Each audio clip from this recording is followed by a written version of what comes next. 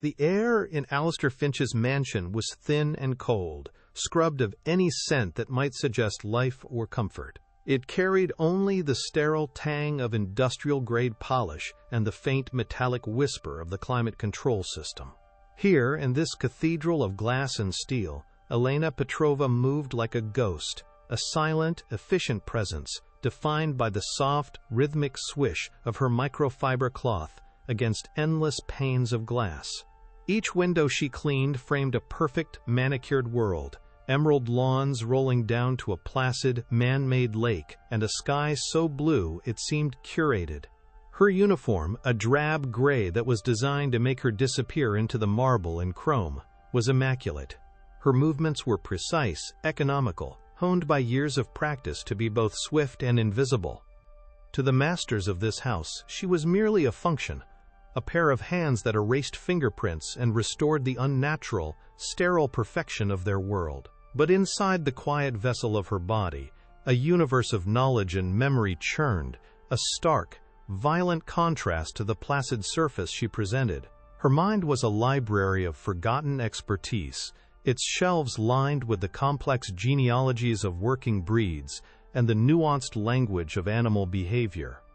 Her hands, now gently wiping away a smudge from a floor-to-ceiling window, were the same hands that had once confidently guided a newborn Caucasian shepherd puppy into the world, the same hands that had earned top marks in her university's veterinary ethology program. The scent of lemon-scented Windex was a cruel substitute for the rich, earthy smell of the training grounds of her childhood in Georgia. The aroma of damp soil, pine needles, and the unique, musky scent of a well-cared-for kennel. She had been a prodigy on the fast track to a PhD, destined to carry on her family's legacy as world-renowned breeders. Her name, Petrova, once commanded respect in circles where the lineage and temperament of a dog were more valuable than gold. Now it was just a name on a payroll, a series of letters signifying the person who cleaned the bathrooms and took out the trash. She had traded her future, her passion, her very identity, for the quiet, grinding necessity of survival, a sacrifice made on the altar of familial duty. Every polished surface reflected a woman she no longer recognized, but behind her eyes, the brilliant scientist was still there, watching, waiting, remembering everything she had lost. The central pillar of her life, the reason for this profound and painful exchange, was her father. In her mind's eye, he was still the patriarch. A mountain of a man with hands like worn leather, capable of calming the most ferocious guard dog with a single, gentle touch. She could still hear his voice, deep and resonant, speaking the old Georgian commands that had been passed down through generations, a secret language between man and beast. But that image was a ghost, a memory from a life that had been violently amputated. The man who existed now was a fragile shell, confined to a hospital bed in their small, cramped apartment. His world shrunk to the space between four walls. His powerful voice was reduced to a slurred whisper. His steady hands now trembled uncontrollably. A faulty medical implant, a marvel of modern technology rushed to market with falsified safety data, had caused a massive stroke, shattering his health and the family's finances in a single, catastrophic event. Their savings, built over a lifetime of hard work, evaporated into a black hole of medical bills, and the family business, their pride and legacy, crumbled to dust. Elena's current life, this existence of quiet servitude, was the price of his care. Every dollar she earned was a small victory against the tide of debt, a tiny shield protecting the fragile dignity of the man who had given her everything. The arrival of Alistair Finch was never an event of warmth or homecoming. It was a disruption of the mansion's sterile peace, an assertion of dominance. It began not with a greeting, but with the sound of his imported sports car, a low, predatory growl that tore through the quiet afternoon air before the tires crunched on the pristine white gravel of the driveway. The heavy, insulated door of the car slammed shut with a sound like a vault ceiling. Finch moved not like a man returning to his home, but like a general surveying his territory. His suit, a razor-sharp cut of charcoal gray wool, was less a piece of clothing and more a suit of armor, designed to project power and repel intimacy. His gaze swept across the foyer, not seeing the people who worked for him, but rather scanning for imperfections, for any detail that was out of place in his perfectly controlled world. He walked past Elena without a flicker of recognition, his footsteps echoing on the marble floors, a cold, percussive rhythm that made the very air feel colder. He was the sun around which this entire universe orbited, a star of immense gravity and zero warmth, and his presence demanded a silent, fearful obedience from everyone in his sphere. Today he was not alone. Trailing in his wake was a slightly older man, whose expensive suit seemed to hang on him with an air of nervous apology. This was Mr. Harrison, a potential investor, a man Alistair needed to impress. This fact charged the atmosphere with an additional layer of tension. Alistair's performance began immediately. He gestured with a dismissive wave of his hand toward the sprawling gardens, his voice a smooth, confident baritone laced with the casual arrogance of someone who has never been told no. He spoke of market shares, quarterly projections, and hostile takeovers, a language designed to intimidate and establish superiority. And as the centerpiece of his display, he led the investor toward the back patio to showcase his newest acquisition, an asset he valued far more than any human in his employ. It was Brutus, a magnificent and terrifyingly large Caucasian shepherd, a creature of pure, untamed power. To Alistair, the dog was the ultimate symbol of his status, a beautiful, dangerous thing that he, and only he, could control. The dog was not a companion. It was a living testament to his wealth and his command over the natural world. The stage was set for a confrontation that would change everything. The tension in the air was palpable, a silent hum of power dynamics and unspoken resentments. You are about to witness an incredible story of resilience and the quiet power that lies hidden in the most unexpected places. As we get started, drop your city or country in the comments. We love to see where this story is reaching you today. And if you're not subscribed yet, now is the perfect time to do it, so you're always here for stories like this, where justice is finally and satisfyingly served. The world Alistair Finch had so meticulously constructed, a world built on fear and intimidation, was about to be shaken to its very foundations by the one person he had never even bothered to see. The Maid, the ghost in the machine, was about to remind him that some things cannot be bought, and true power cannot be commanded, only earned. In the manicured perfection of the garden, Brutus was a force of primal nature. The dog was a breathtaking specimen, a mountain of muscle and thick, sable-colored fur. Its head was massive, its dark eyes intelligent and wary, missing nothing. A low growl rumbled continuously in its deep chest, a constant, vibrating threat. Alistair's young son, a timid boy of about 10, stood frozen several yards away, his face pale, with a fear that was clearly familiar. Alistair, however, seemed to relish it. He held the thick leather leash with a theatrical ease, a smirk playing on his lips as Brutus lunged and barked ferociously at a gardener trimming hedges in the distance. He saw the fear in his son's eyes, the nervous apprehension in his investor's posture, and interpreted it as respect. He believed he was projecting an image of absolute control over a creature that was fundamentally uncontrollable. He was wrong. He understood ownership, but he knew nothing of connection. He saw the dog as an object, a reflection of his own ferocity, and in doing so, he missed the subtle language of the animal entirely. He missed the stiffness in its posture, the slight raising of its hackles, the way its eyes darted, not with loyalty, but with anxiety and confusion. It was then that Alistair's gaze fell upon Elena, who was quietly cleaning the exterior of the glass doors leading to the patio. She had been trying to remain invisible, to finish her work and retreat. But his eyes locked onto her, and he saw an opportunity for a small, casual display of cruelty. A sneer twisted his lips as he tightened his grip on the leash, pulling the growling dog closer. He looked from Elena's simple uniform to the magnificent animal at his side, the contrast clearly amusing him. He addressed her, but his words were for the benefit of his investor, a little piece of theater to underscore his own importance. "Don't get too close," he said, his voice dripping with condescension. "This animal is worth more than you'll make in a lifetime, and he only respects power." The words were meant to be a casual dismissal, a way of putting the help in her place, but for Elena, they landed like a physical blow.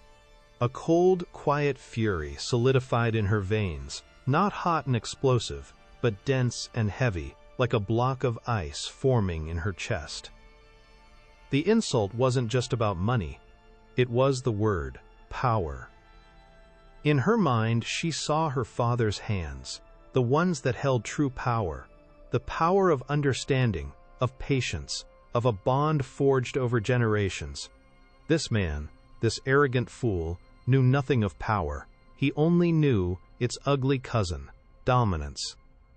The situation began to unravel with terrifying speed. Agitated by Alistair's sharp, useless commands and the general tension in the air, Brutus's anxiety tipped over into aggression. The dog suddenly twisted, its powerful body moving with shocking speed, and lunged, not at a distant threat, but at the closest source of anxiety, Alistair's small, terrified son. The boy cried out, stumbling backward as the massive dog barked, its teeth bared, cornering him against a stone fountain. Panic erupted. The investor took a hasty step back, his face a mask of alarm. Alistair's confident smirk vanished, replaced by a flash of genuine fear, quickly covered by rage. He yanked on the leash, shouting commands that were now laced with frantic anger. "Sit! Heel!" The words were empty, just noise to the distressed animal, only serving to escalate the situation further. The perfect image of control had shattered, revealing the ugly truth underneath. Alistair Finch was a fraud. He was a man who commanded nothing, who only knew how to bully and to buy. In that moment of chaos, as the powerful billionaire was rendered utterly helpless by the very symbol of his power, Elena Petrova took one slow, deliberate step forward, her movements calm and purposeful. The ghost was about to speak. The world, which had been a cacophony of panicked shouts and ferocious barking, suddenly narrowed to a single, silent point of focus for Elena Petrova. The frantic movements of Alistair Finch, the pale, frozen terror on his son's face, the investor's retreat, all of it became a distant, muffled backdrop to the raw, undiluted distress of the animal before her. In her mind, the manicured lawn of the billionaire's estate dissolved, replaced by the damp, earthy training grounds of her childhood in the foothills of the Caucasus Mountains. She could smell the pine needles and the cold, clean air. She could feel the ghost of her father's hand on her shoulder, his deep voice a calm and steady presence, teaching her to see not the aggression, but the fear that fueled it. A profound and chilling stillness settled over her. The years of quiet servitude, of swallowing insults and erasing her own identity, fell away like a heavy cloak. What remained was the core of her being, the scientist and the inheritor of a legacy built on understanding, not dominance. She was no longer a maid in a gray uniform. She was a Petrova, and an animal was in pain. The decision to act was not a decision at all. It was an inevitability, a force of nature as primal as the dog's own fear.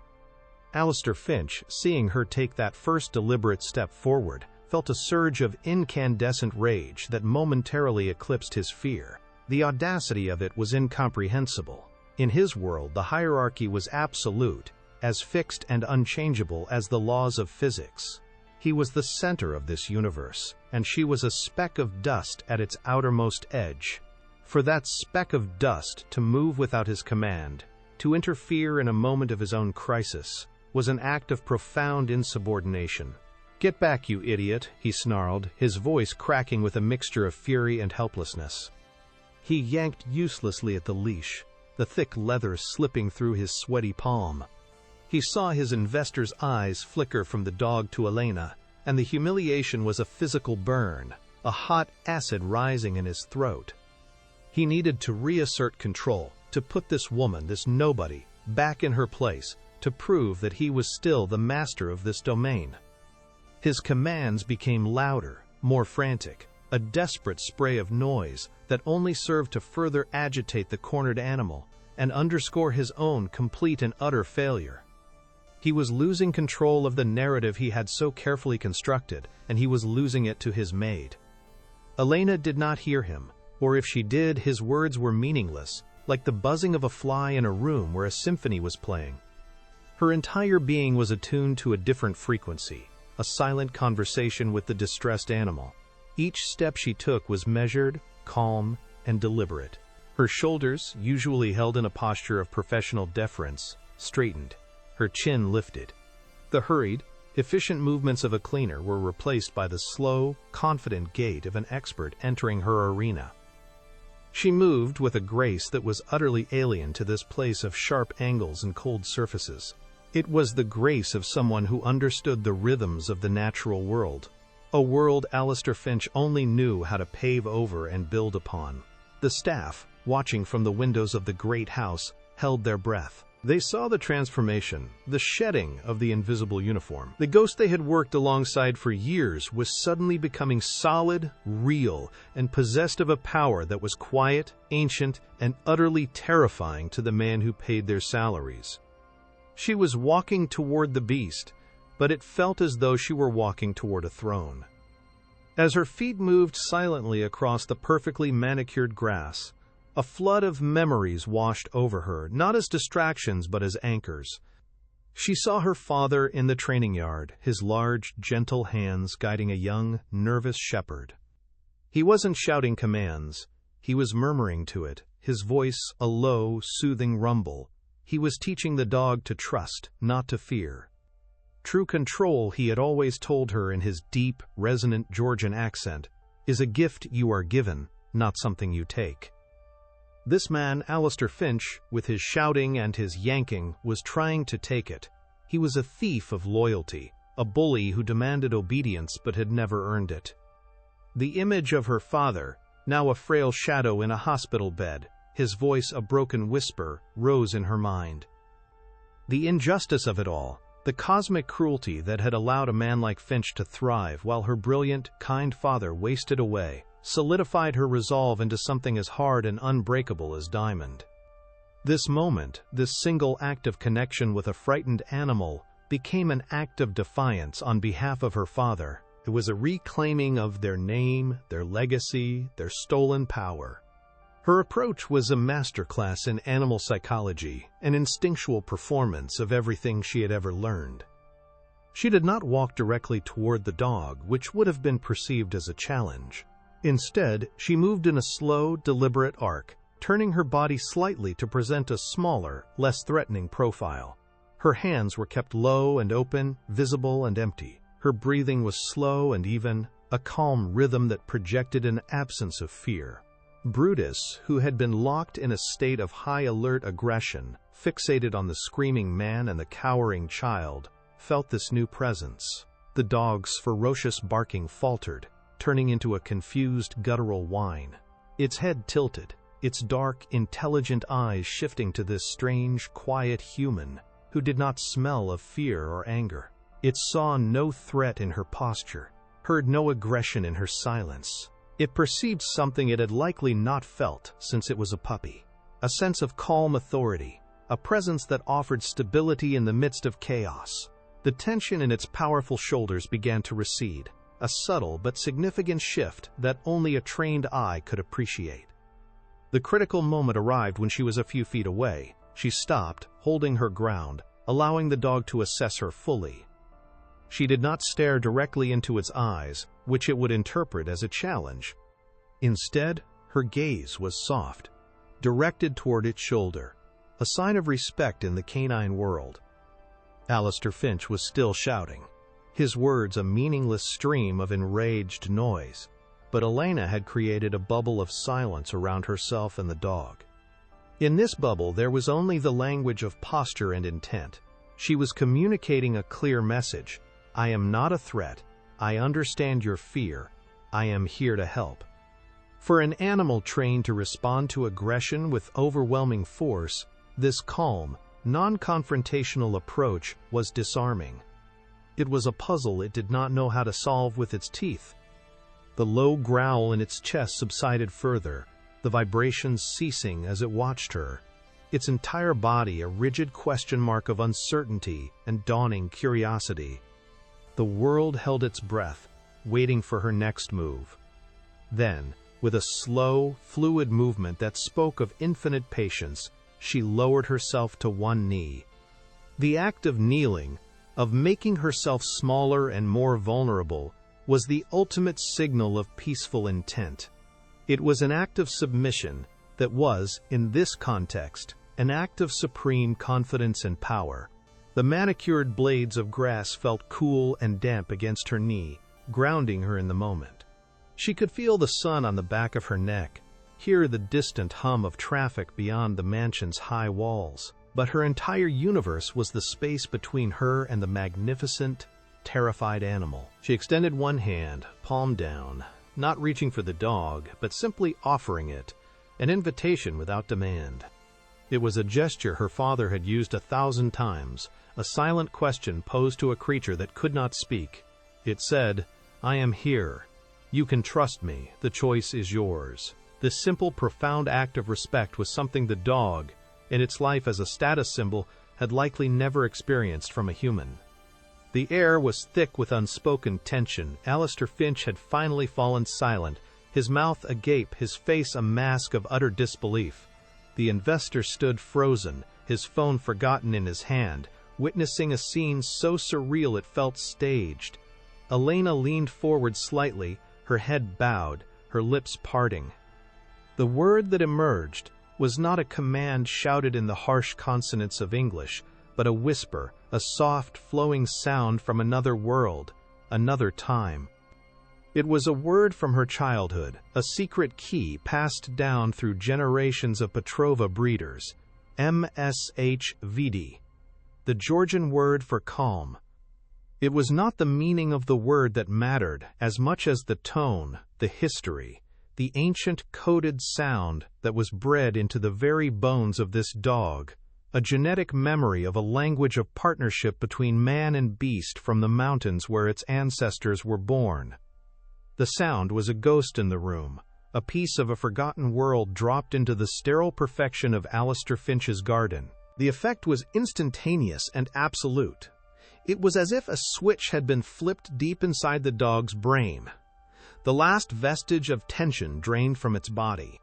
The massive head, which had been held high in a posture of aggression, lowered. The ears, which had been pinned back, relaxed. The rigid line of its back softened. It took one hesitant step forward, then another, its large paws silent on the soft grass. It sniffed her offered hand, its wet nose twitching as it processed the scent of this calm, unfamiliar human. The tail, which had been stiff with aggression, gave a single, tentative wag. And then, the ultimate sign of submission and trust, the act that shattered Alistair Finch's entire reality, happened. The great Caucasian shepherd, the untamable beast, the living symbol of his power, sat down before the kneeling maid. It leaned forward and, with a gentleness that seemed impossible for a creature of its size, licked her hand. The gesture was soft, warm, and in the stunned silence of the garden, it sounded as loud as a thunderclap. A vacuum of silence descended upon the garden, a profound and heavy quiet that swallowed all previous noise. The only sound was the gentle lapping of the dog's tongue against Elena's skin. In that moment, the carefully constructed universe of Alistair Finch did not just crack, it imploded. The power dynamic he had spent a lifetime cultivating, a structure built on wealth, fear, and intimidation, had been dismantled in less than a minute by the one person he had never even registered as a complete human being. His face cycled through a series of emotions with terrifying speed: shock, disbelief, confusion, and then settling into a mask of pure, unadulterated fury. The blood drained from his face, leaving it a pale, waxy white, then rushed back, turning his cheeks a mottled, furious red. His fists clenched and unclenched at his sides, the knuckles white. He had been publicly emasculated, his authority revealed as a hollow sham in front of the very man he was trying to impress. And the architect of his humiliation was his cleaner. The investor, Mr. Harrison, slowly lowered his gaze from the surreal scene to look at Alistair.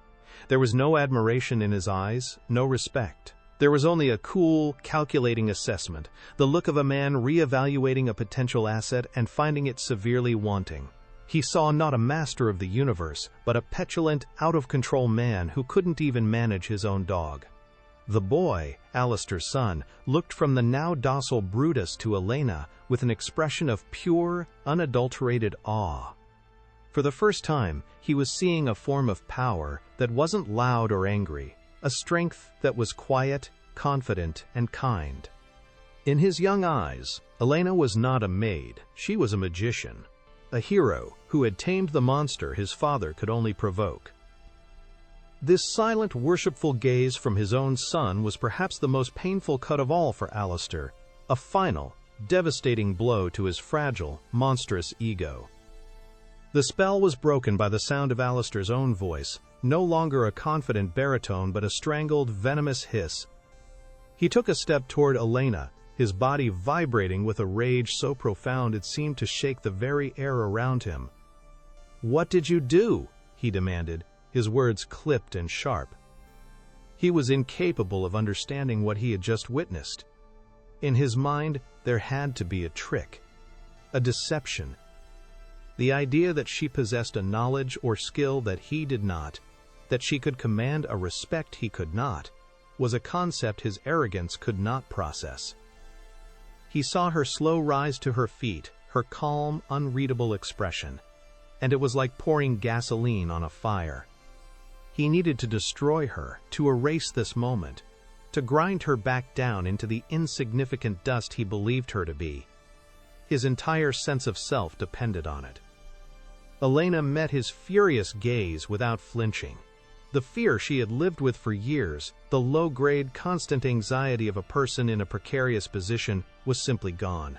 It had been burned away by the cold fire of her rediscovered purpose. She looked at this powerful, trembling man and saw him for what he was, a small, hollow thing, terrified of his own weakness. She did not need to speak, and her silence was more powerful than any words she could have uttered. It was a silence that confirmed his irrelevance. It declared that he was no longer a factor in her world. Her calm composure, the quiet dignity with which she now stood, was an impenetrable shield against which his rage broke and dissipated. He was shouting into a void, and the lack of a frightened reaction from her drove him to the edge of his control. He was used to people cowering. He did not know what to do with someone who refused to be afraid of him. "You're fired," he spat, the words tasting like poison in his mouth. It was the only weapon he had left, the only tool of power he knew how to wield. "Get out of my house. Now." He pointed a trembling finger toward the exit, a theatrical gesture of banishment. He expected her to beg, to cry, to plead for the job she so clearly needed. He wanted to see her crumble, to see the fear return to her eyes, to restore the natural order of his world, where he was the king and she was the serf. He needed to see her broken to feel whole again. The words were meant to be a final, crushing blow, the ultimate assertion of his authority over her life and her livelihood. He was Alistair Finch, and he had the power to erase her from his world with a single sentence. He watched her face, waiting for the satisfying crack in her composure, the sign that he had won, but it never came. Elena simply gave a single, almost imperceptible nod. There was no shock, no despair, no anger. There was only a quiet acceptance, as if he had just informed her of a minor change in the weather. She turned her back on him, on the stunned investor, on the adoring child, and on the dog that now sat watching her with a look of calm devotion. She began to walk toward the house, her steps as measured and deliberate as they had been when she approached the dog. Her dismissal of him was so complete, so absolute, that it left him sputtering in her wake. He had deployed his ultimate weapon, and it had glanced off her as if she were made of solid steel. He had fired her, but in the silent power dynamics of that moment it felt as though she had just quit, leaving him behind in the ruins of his own making. As she walked through the sprawling, silent mansion, escorted by a security guard who seemed both nervous and deeply impressed, her mind was strangely calm. The loss of the job, which should have been a catastrophe, felt strangely like a liberation. It was the severing of the final chain that bound her to a life of quiet desperation. She was no longer a ghost in this cold, sterile palace. She was herself again. Her gaze swept across the opulent foyer, the polished marble floors, the soaring ceilings, the museum-quality art on the walls. None of it meant anything. It was a hollow shell, the tomb of a man with a rotted soul. She felt a profound sense of pity for him, a man so impoverished in spirit that his only measure of worth was the things he owned, including the living creatures he treated as objects. The loss of a paycheck was a problem for tomorrow. Today, she had won something far more valuable. She had reclaimed her own dignity. It was as she was passing Alistair's home office, its glass doors slightly ajar, that her eyes caught a glint of gold from a plaque on the wall. She paused for a fraction of a second, her gaze drawn to the inscription. It was an award, ostentatiously framed. Innovator of the Year, it read. Presented to Alistair Finch, CEO of Finch Medical. The name hit her with the force of a physical blow, knocking the air from her lungs. Finch Medical. A cold dread, far more chilling than any fear of unemployment, washed over her. It was a name she knew intimately, a name that had haunted her family's sleepless nights, a name whispered in hushed, angry tones in the sterile corridors of the hospital. It was the name of the company that had manufactured the faulty implant, the device that had shattered her father's brain and destroyed their lives. The world tilted on its axis. The pieces of her life, a scattered and painful puzzle, slammed together with sickening clarity. This man, this arrogant, cruel, pathetic man who could not even control his own dog, was not just a bad boss. He was the monster from her nightmares. He was the architect of her family's ruin, the faceless corporate entity that had signed off on the decision to value profit over human life. He was the reason her father could no longer speak, the reason she had abandoned her dreams, the reason she was here in this house, cleaning his fingerprints from the glass. The air in her lungs turned to ice. The quiet fury she had felt in the garden was nothing compared to the glacial, all-consuming rage that now filled every cell of her being. It was a rage so pure and so profound it felt like a religious experience. The security guard gently prodded her arm, urging her toward the door, but she barely felt it. She was seeing everything with a new, horrifying clarity. The expensive suits, the sports car, the sprawling mansion. It was all built on a foundation of pain. It was paid for with the suffering of people like her father. Every polished surface she had wiped down, every floor she had mopped, was part of a monument to the man who had destroyed them. She had been unknowingly serving him, cleaning his house, maintaining the beautiful, sterile world he had built with her family's blood money. The irony was so bitter, so grotesque, that a strangled sound, half laugh, half sob, caught in her throat. She had been living inside the belly of the beast without even knowing it. As the heavy front door closed behind her with a soft, final click, Elena stood on the pristine white gravel of the driveway, the afternoon sun feeling unnaturally bright. The world outside the mansion's gates seemed impossibly distant. She was no longer just a woman who had been unjustly fired. She was a witness.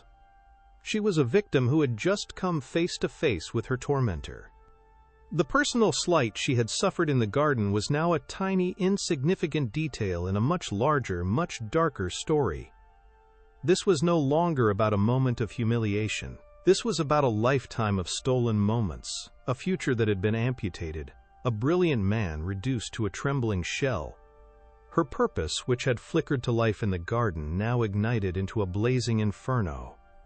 She walked away from the mansion not with the slumped shoulders of the defeated, but with the ramrod-straight posture of a soldier marching to war. Her mind, the sharp, analytical mind of a scientist, began to work with terrifying speed and precision. The grief that had clouded her thoughts for years evaporated, replaced by a cold, crystalline focus. She had been passive for too long, a victim of circumstance, quietly enduring her fate. That life was over. The knowledge she possessed, the skills her father had given her, were not just for calming dogs. They were tools. Her intellect, her fluency in the language of behavior, her understanding of systems, these were her weapons. Alistair Finch had made the gravest mistake of his life. He had not just underestimated his maid, he had shown his true face to the one person in the world who had every reason to burn his kingdom to the ground. The bus ride home was a blur of motion and color that she did not see. Her gaze was turned inward, her mind already formulating a plan. The world had presented her with an opportunity, a terrible and magnificent one. She was on the inside. She knew his home, his habits, his vulnerabilities. The confrontation in the garden had revealed his greatest weakness, his ego. He was a man who could not tolerate being seen as anything less than perfect, anything less than in control. She would use that. But first, she needed allies. She needed information. She needed to transform her righteous anger into a precise and devastating weapon of truth. The fight for her father's care had been a battle of attrition. This would be different. This would be a hunt. When she finally arrived at the small, cramped apartment that was her entire world, the familiar scent of antiseptic and overcooked vegetables did nothing to comfort her.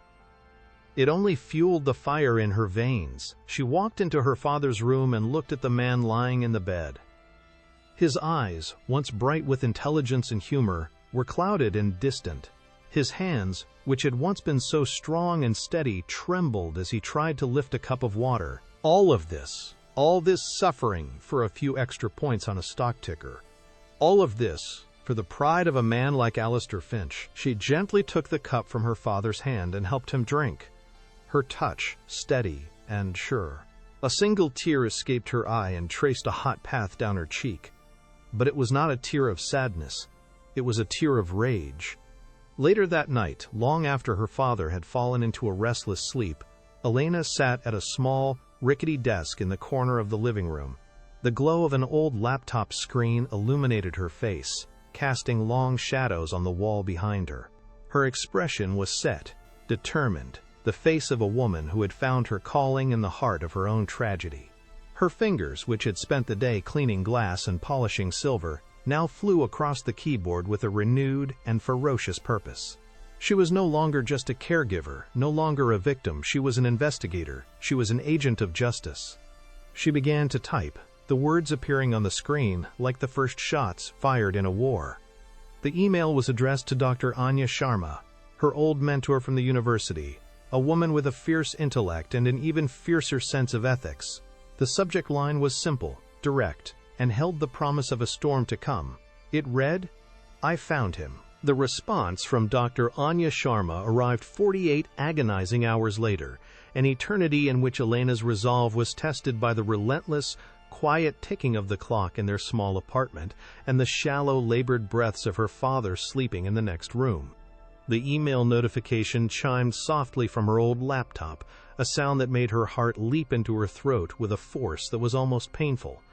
For 2 days, she had been suspended in a state of hyper-alert anxiety, rereading the message she had sent 100 times, questioning every word, fearing she had sounded hysterical, unbelievable.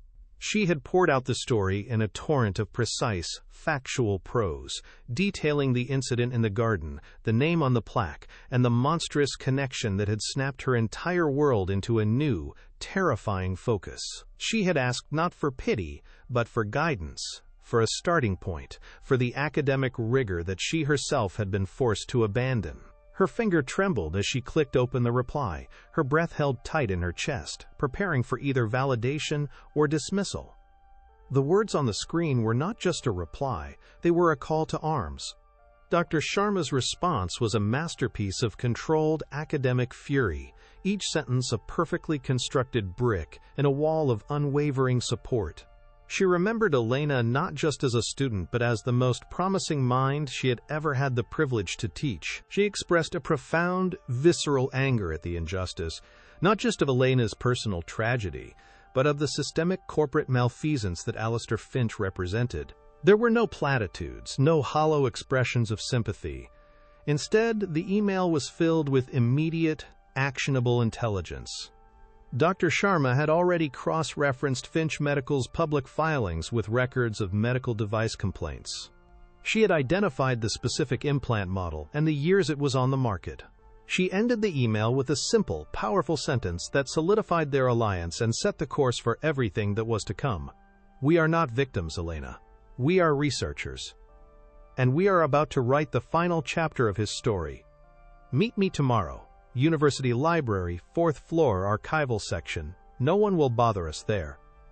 The University Library was a world Elena had thought was lost to her forever. The scent of old paper, binding glue, and floor polish was a physical ache in her chest, a phantom limb of a life she had been forced to amputate. As she walked through the hushed, cavernous halls, past students hunched over textbooks, their faces illuminated by the glow of laptops, she felt like a ghost haunting the landscape of her own past. Dr. Sharma was waiting for her in a dusty, forgotten corner of the archives, surrounded by towering shelves of bound periodicals. She was a small, sharp woman with intelligent, dark eyes that missed nothing, and she greeted Elena not with a hug but with a firm, reassuring grip on her shoulder. The table between them was already covered in a neat stack of files and a tablet displaying a complex mind map of corporate structures. There was no small talk. Dr. Sharma's mind was already at war, and she was mapping the battlefield with the precision of a master strategist, her quiet intensity a comforting and terrifying thing to behold. For hours, they worked in the quiet, dusty air of the archives, their whispered voices the only sound in the stillness. Dr. Sharma laid out the immense challenge before them with brutal honesty. Alistair Finch was not just a man. He was a fortress, protected by layers of high-priced lawyers, public relations firms, and a corporate structure designed to diffuse responsibility into 1,000 meaningless subcommittees. A direct legal assault was impossible. They had no money, and Finch's legal team could bury them in procedural motions for a decade. A media approach was equally fraught with peril. Without irrefutable proof, they would be dismissed as disgruntled conspiracy theorists and sued into oblivion for defamation. Their only path to victory, Dr. Sharma explained, her voice a low, determined hum, was to find a truth so toxic, so undeniable, that it could not be spun, buried, or litigated away. They needed a weapon that would detonate inside the fortress walls, bringing the entire structure down from within. Their task was not to fight his army of lawyers, but to bypass them entirely and deliver a single fatal blow directly to his reputation and his carefully crafted public image. Their initial strategy was a slow, painstaking process of triangulation. They would begin by building a comprehensive portfolio of Finch's victims. Dr. Sharma, using her university's access to academic and medical databases, began to search for patterns, for clusters of adverse event reports linked to the specific implant her father had received. Elena, meanwhile, was tasked with the human side of the investigation. She spent her days in online support groups and forums for families affected by medical device failures, her nights spent cross-referencing their stories with the data Dr. Sharma was unearthing. It was grueling, emotionally draining work. Every story she read was a reflection of her own family's pain, a litany of shattered lives, of promising careers cut short, of families bankrupted by the very technology that was supposed to save them. She listened to stories of teachers who could no longer stand in a classroom, of musicians whose hands trembled too much to play, of parents who could no longer lift their own children, all casualties of Alistair Finch's rush to market. The wall of their small living room began to disappear behind a web of index cards, news clippings, and printed-out testimonies. Each card represented a life, a family, a universe of pain. Elena connected them with colored yarn, weaving a vast and terrible tapestry of suffering that all led back to a single, smiling photograph of Alistair Finch she had printed from a business magazine. The image mocked her from the center of the web, the man accepting an award, his face a perfect mask of philanthropic concern.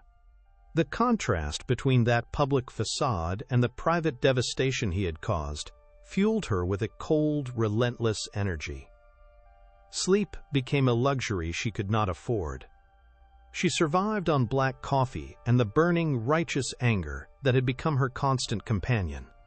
In the quiet moments of the early morning, she would sit by her father's bed, watching his chest rise and fall, and she would whisper a promise to him, a vow that the man responsible would not be allowed to hide behind his fortune forever.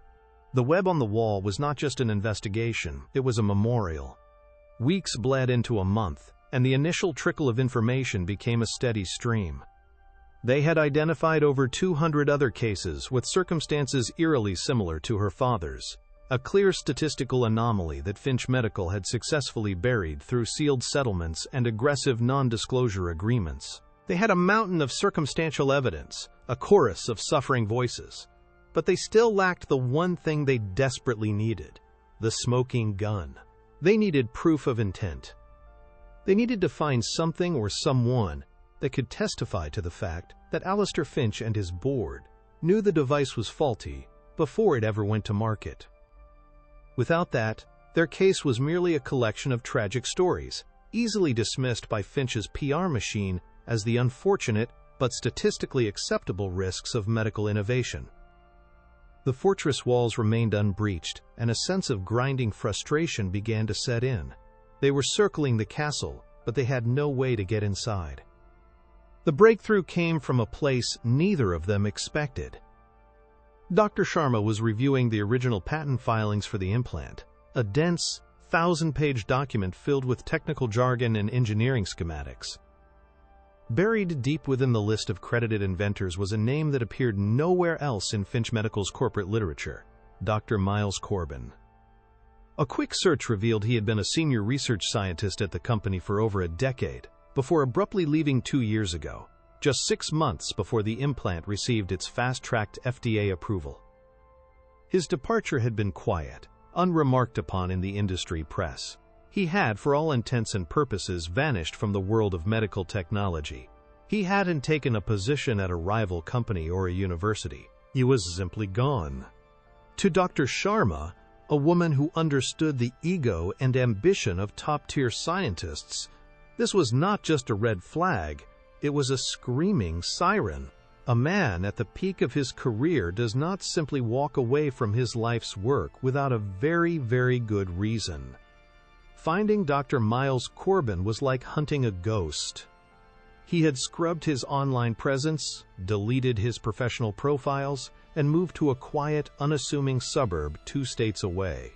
It took Elena a week of careful, methodical searching, using property records and public utility databases to find a possible address. The decision to contact him was fraught with risk. If he was loyal to Finch, he could alert him to their investigation, and the entire operation would be compromised. If he was simply a man who wanted to be left alone, he could refuse to speak with them, leaving them at another dead end. But they were out of other options. This was their only chance to find a crack in the fortress wall. Elena composed the email with surgical precision, keeping it brief and cryptic. She didn't mention her father or Alistair Finch. She simply stated that she was a private researcher looking into the long-term clinical outcomes of the Maid Innovate 7 implant, and mentioned her affiliation with Dr. Sharma, a name she hoped would carry some weight in the academic community. She hit send, her stomach a tight knot of apprehension. The reply came in less than an hour. It was a single sentence: a public park. Tomorrow at dusk. Come alone. The brevity and the clandestine nature of the response sent a chill down Elena's spine, but it was also a confirmation of their theory. This was the response of a man who was afraid. A man with something to hide.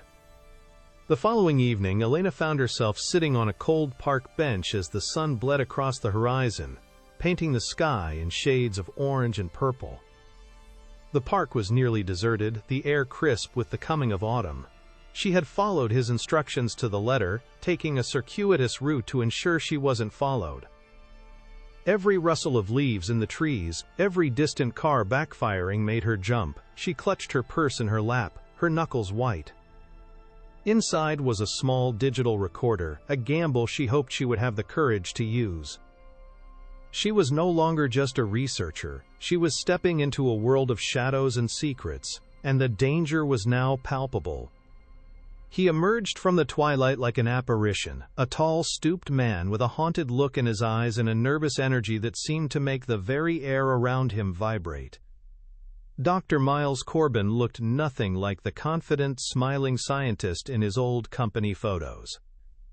He was a man burdened by a heavy weight, his face etched with lines of worry and regret. He didn't greet her but sat at the other end of the bench, his gaze constantly scanning the perimeter of the park. When he finally spoke, his voice was a low, raspy whisper, the sound of a man who was not used to speaking about the thing that had broken his life. He told her he had signed an ironclad non-disclosure agreement, a document that could ruin him financially and professionally if he violated its terms. He explained that he had been the head of the final safety trials for the implant and had raised serious concerns about a potential flaw in the device's microcircuitry, a flaw that could cause catastrophic failure under certain physiological conditions. His concerns, he explained, were presented directly to the board in a closed-door meeting. He had recommended an additional 6 months of testing to resolve the issue, a delay that would have cost the company its projected launch date and allowed a competitor to get to market first. He watched Elena's face intently as he spoke, searching for a sign that she understood the gravity of his words.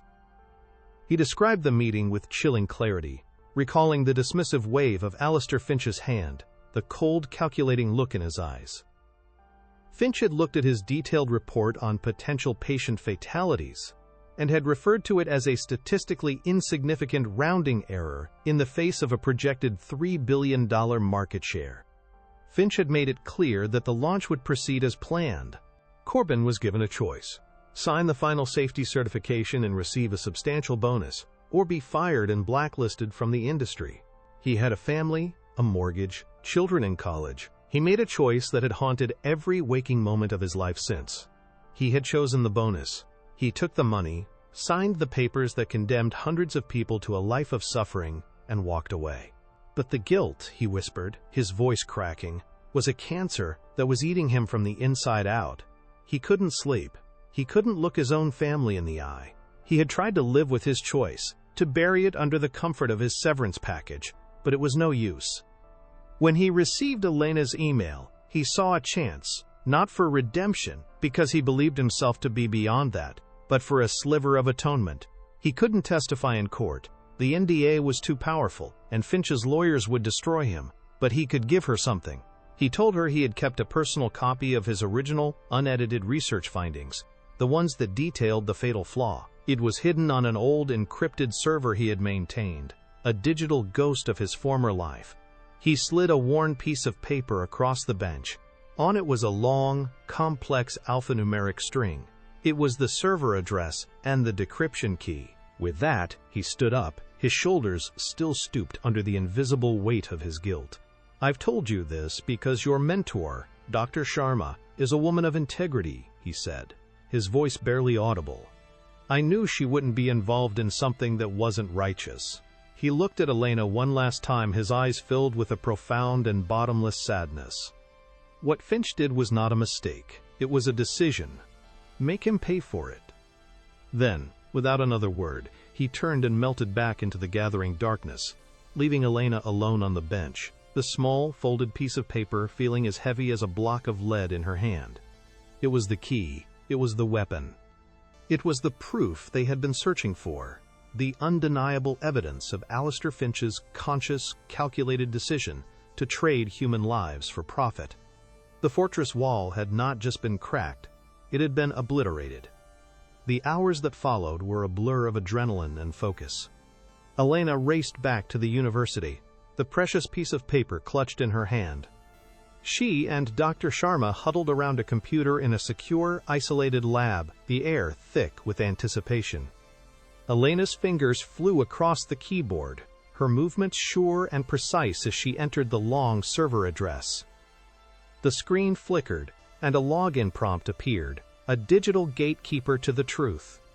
She carefully typed in the complex decryption key, her heart hammering against her ribs with each keystroke. For a moment, nothing happened. The screen remained frozen, and a cold dread began to seep into her veins. Had he lied? Was this a trap? Then, with a soft electronic click, the gate swung open. A directory of files appeared on the screen, their names clinical and unassuming. Phase 4 trial data, material stress analysis, biocompatibility report. But one folder at the very bottom of the list stood out. It was labeled simply, Final Board Presentation, Unedited. They opened the file and the truth, in all its cold, corporate brutality, spilled out onto the screen. It was all there. Corbin's original slides, filled with charts and graphs showing the implant's failure rate under stress. His detailed projections of potential patient harm, including the risk of stroke, paralysis, and death. And then, at the end of the presentation file, was the document that would seal Alistair Finch's fate. It was a scanned copy of the meeting's internal minutes, a document that should have been shredded and incinerated. And on that document were handwritten notes in the margin, notes that matched Finch's bold, arrogant signature from other public documents. Next to Corbin's catastrophic projections, Finch had scribbled a single damning phrase, acceptable risk, launch on schedule. It was the smoking gun, a confession written in the hand of the monster himself. A profound silence filled the small lab, broken only by the soft hum of the computer. Elena stared at the words on the screen, her vision blurring. Acceptable risk. 2 words that had destroyed her father, shattered her family, and condemned hundreds of others to a life of pain.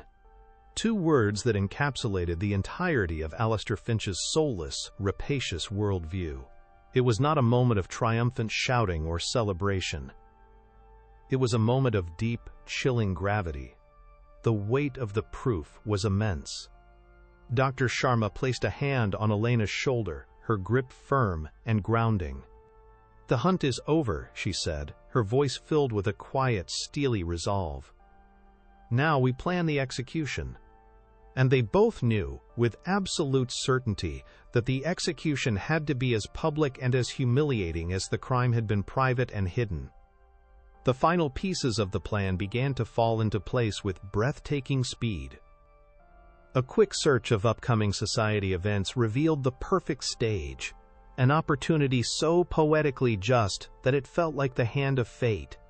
In 2 weeks, Alistair Finch was scheduled to receive the Humanitarian of the Year award at the city's most prestigious annual charity gala.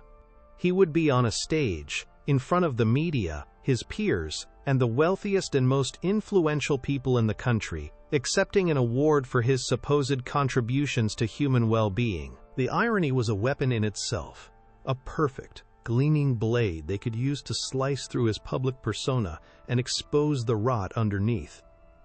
Dr. Sharma used her considerable influence and a carefully worded proposal to secure a 5-minute speaking slot for Elena at the gala, positioning her as a representative of a new patient advocacy group, a voice for the voiceless in the world of medical technology.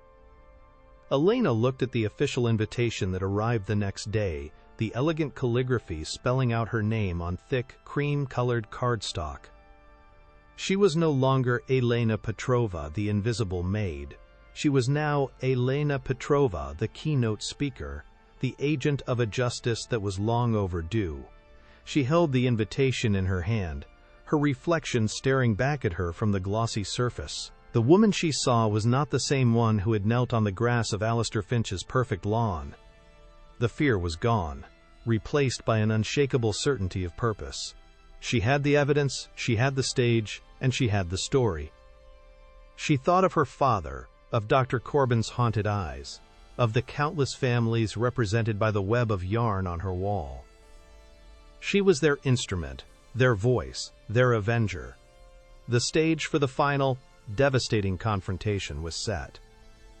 The king was in his castle, celebrating his own greatness, utterly blind to the fact that the ghost who used to clean his floors was about to burn his kingdom to the ground. The grand ballroom of the city's most historic hotel was a universe unto itself, a swirling galaxy of wealth and influence suspended in time. Chandeliers, each one a complex constellation of frozen light, hung from the frescoed ceiling, casting a warm, golden glow over the $1,000 plates and the sea of designer gowns and bespoke tuxedos. The air hummed with the symphony of power, a low, confident murmur of conversation punctuated by the delicate clinking of silver against porcelain and the effervescent fizz of vintage champagne. The scent was a heady mix of expensive perfumes, the rich aroma of the five-course meal, and the faint, almost imperceptible smell of old money. Into this world, Elena Petrova walked not as a servant, but as a specter of a coming judgment. She wore a simple, elegant dress, the color of a midnight sky, a stark, deep blue that absorbed the light rather than reflecting it. It was a deliberate choice, a garment of quiet dignity that was neither a uniform of servitude nor a costume of opulence. It was simply her. Beneath the calm exterior, her heart hammered a frantic, powerful rhythm against her ribs, a wild drumbeat of fear and resolve. But her hands, clasped loosely in front of her, were perfectly still. Her gaze swept across the room past the smiling faces and glittering jewelry and settled on the head table.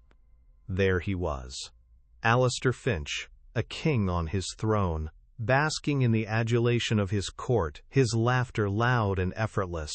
He was completely, blissfully unaware that the ghost from his own home was now inside his castle, holding the match that would set it all ablaze. The moment arrived with a polite, amplified announcement that cut through the pleasant din of the room. The master of ceremonies, a man with a practiced, syrupy voice, spoke of a new initiative, a patient advocacy group giving a voice to the voiceless, before introducing its inaugural speaker, Elena Petrova. A ripple of polite, confused applause spread through the ballroom as she made her way toward the stage. Each step on the plush crimson carpet felt both impossibly heavy and strangely light. She was walking through a dream, a nightmare, and a destiny all at once. Her mind was a silent, focused space amidst the noise. She saw her father's face, not as he was now, but as he had been, strong and vital, his eyes crinkling at the corners as he taught her the secret language of their ancestors. "This is for you," she thought. The words, a silent prayer, a solemn vow. She felt the curious, dismissive stares of the crowd, the silent questions of who this unknown, unadorned woman could possibly be. As she passed the head table, her eyes met Alistair Finch's for a fleeting second.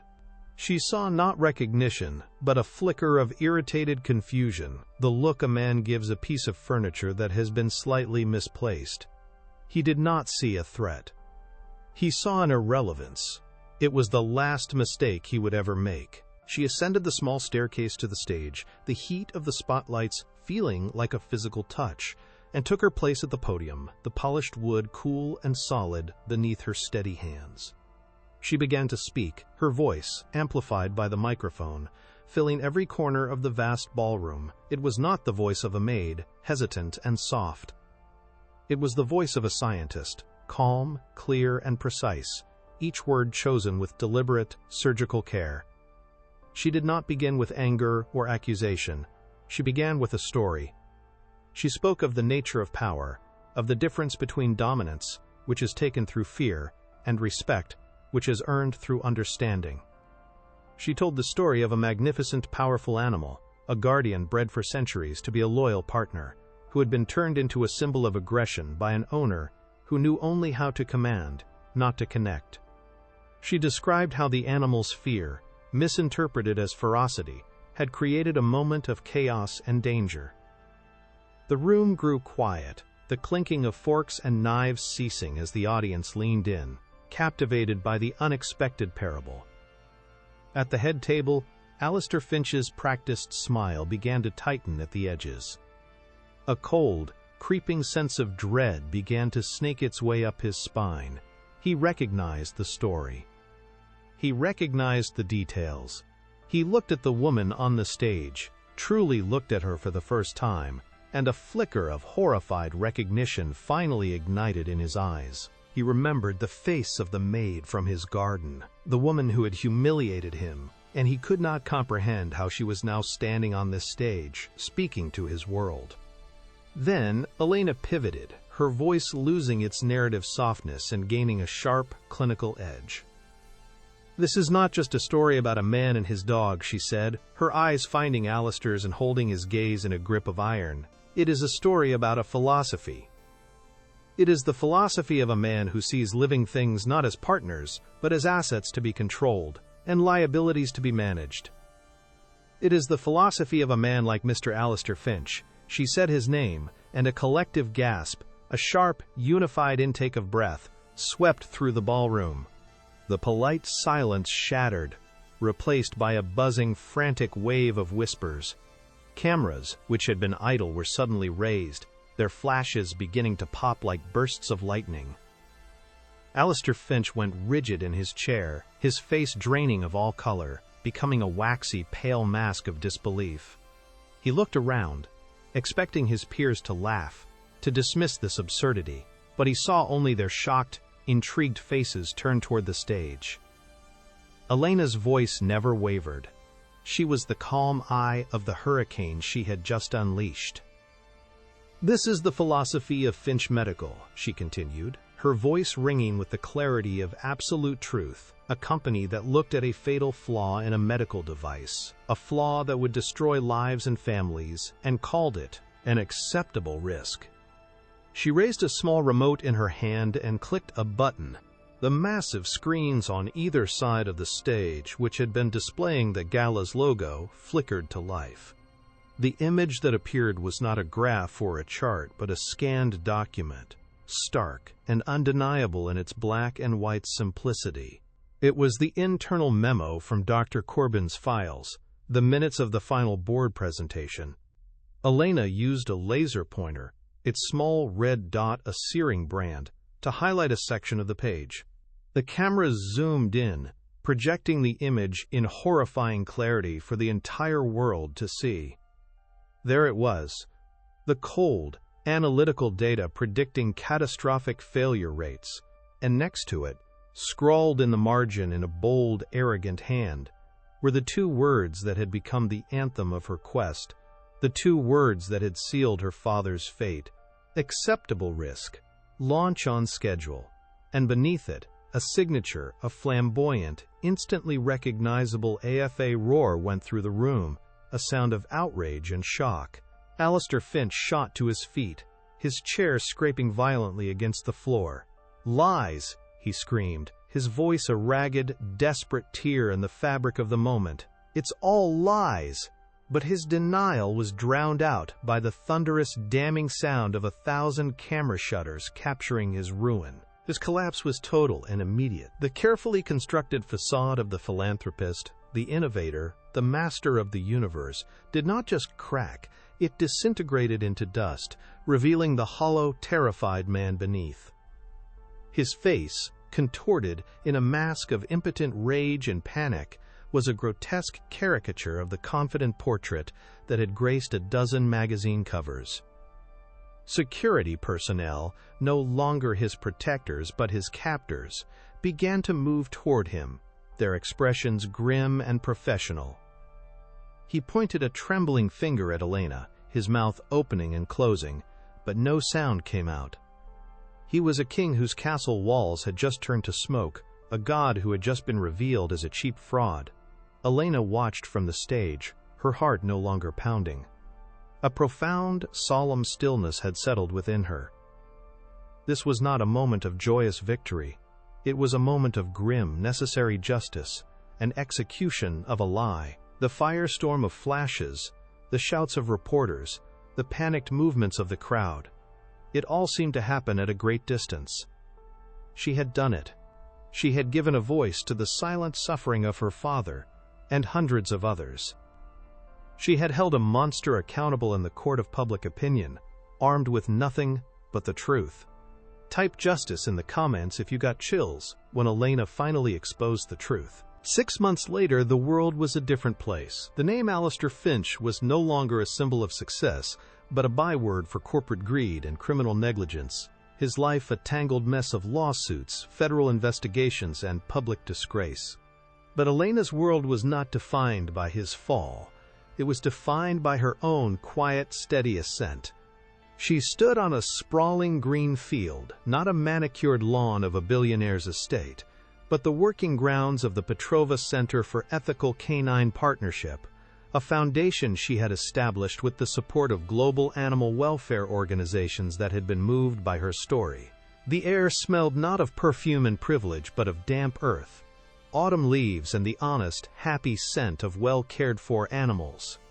She was watching a group of trainers work with rescued protection dogs, teaching them not with force, but with the quiet language of trust and understanding that had been her family's legacy. A gentle hand came to rest on her arm, and she turned to see her father, standing beside her, his weight supported by a cane, but his eyes clear and bright for the first time in years. He couldn't speak in full sentences yet, but he looked at the dogs, then at his daughter, and a single, perfect word escaped his lips: proud. Elena Petrova had found her true power not in destroying a man, but in building a legacy. Her story had become a global inspiration, a testament to the fact that integrity could be a weapon, and that dignity could not be bought or sold. She had used the ensuing platform not for fame, but to create a sanctuary, a place where the bond between human and animal was honored, studied, and healed. The Petrova name, once dragged into the mud of financial ruin and personal tragedy, was now respected worldwide, synonymous with a new, more compassionate standard of excellence. She had not only avenged her family, she had redeemed their name and elevated their life's work beyond anything her father could have ever dreamed. She was no longer a ghost in someone else's house. She was the architect of her own, a world built not on a foundation of lies and profit, but on the unshakable bedrock of truth, empathy, and a profound understanding that the most powerful command is not one that is shouted, but one that is quietly, respectfully earned. Her journey from the shadows to the light was complete, a quiet testament to the enduring strength of the human spirit. If Elena's incredible journey from underdog to powerhouse inspired you, show your support by hitting that like button and sharing this story with someone who needs to see it. And for more unforgettable stories of justice and empowerment, don't forget to subscribe and ring the notification bell so you never miss a moment of righteous revenge. Her story proves that courage and truth can change the world, and by helping us spread that message, you become part of a community that believes in the power of a single voice to challenge the giants. We are grateful to have you with us, and we promise to keep bringing you tales that not only entertain but also remind us of the strength that lies within each of us, waiting for its moment to be unleashed upon the world. Thank you for watching, and remember that even in the darkest of rooms, a single, determined flame can burn away the shadows and light a path for everyone to see.